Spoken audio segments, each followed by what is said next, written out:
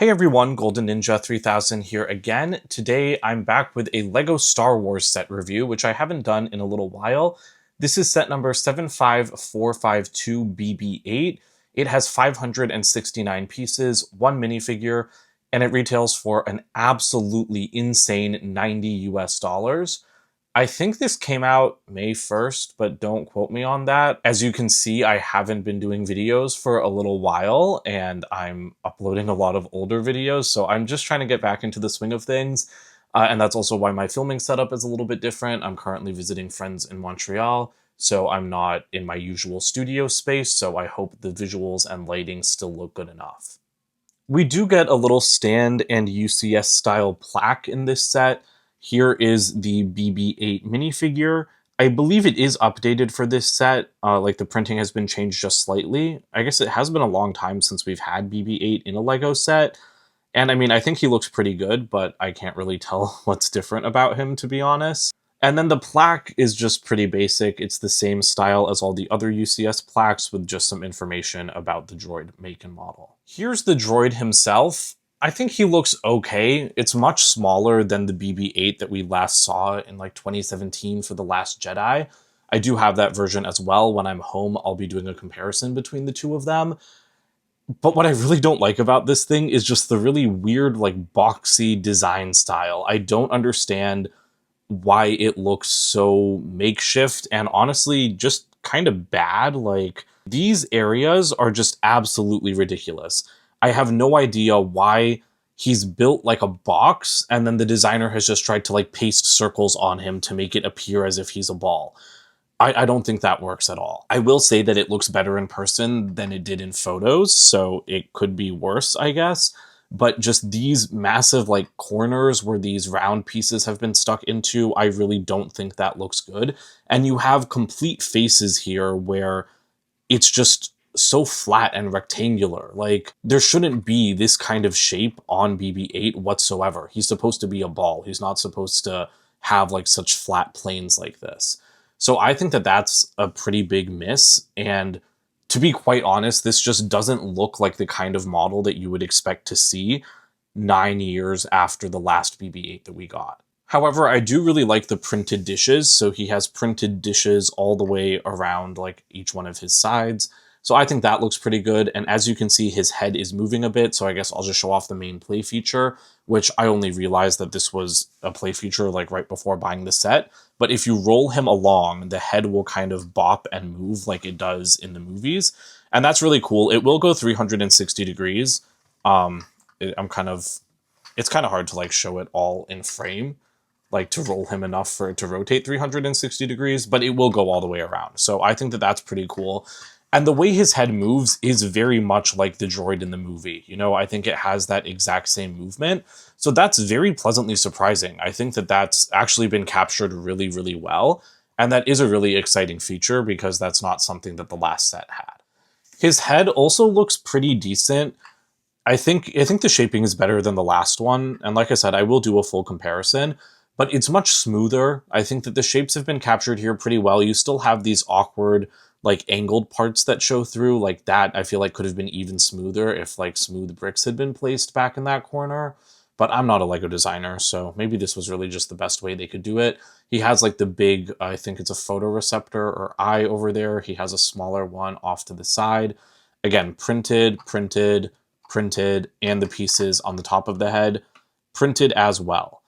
That's very nice. This is what we need to be seeing in more LEGO sets. He has all printed parts, no stickers. I really, really love to see that.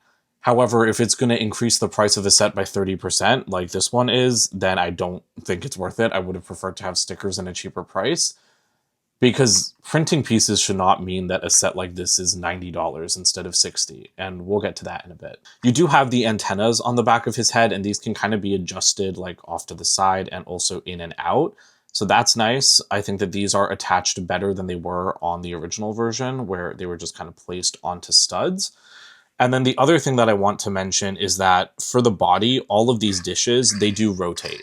So they don't really like spin around properly as you move him. Like, you don't get the full kind of like tumbling ball style design that you want to see from BB-8.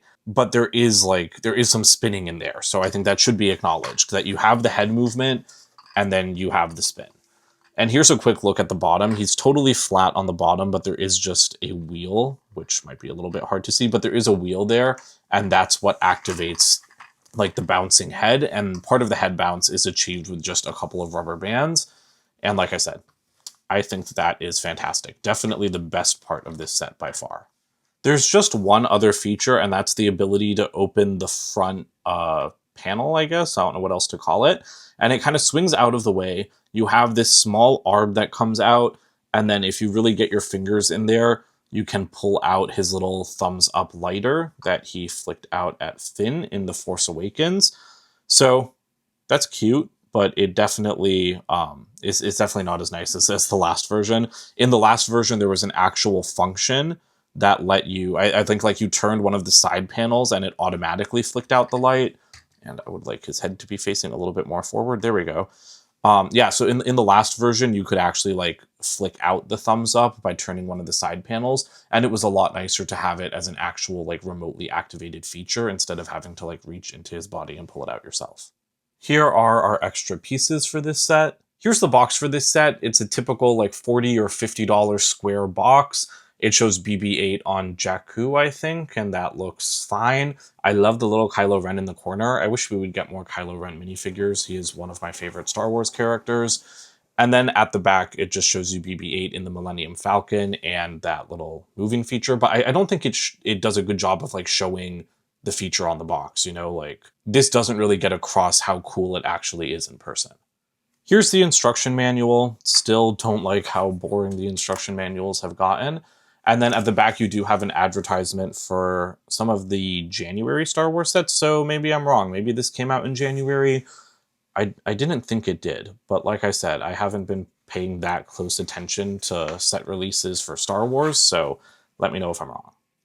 Overall, I think that this is a cute set. It's not a horrible update to BB-8, but it's definitely not at the level I would expect, given that it's been 9 years since our last version.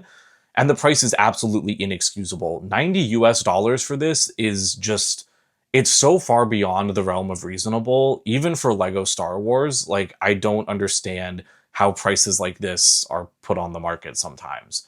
The only reason I bought this set is because, like I said, I'm in Canada right now. I found someone selling it on Facebook Marketplace for 80 Canadian dollars, which was 58 US. And to me, that was a good price. You know, I wanted to build a LEGO set.